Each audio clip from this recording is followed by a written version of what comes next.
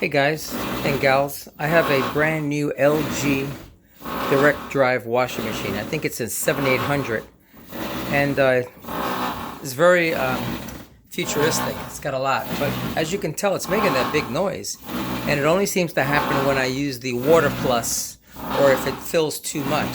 As you can see, these are these high efficiency washers, and they don't fill very high, but for some reason when I hit water plus, or if I stop it and restart it, it just keeps adding water, and because I believe it thinks there's a lot of clothes in there, it fills it up.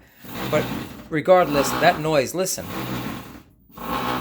that doesn't seem right. If anybody knows anything about these brand new LG, this is a 7800. Maybe you can let me know. Appreciate it.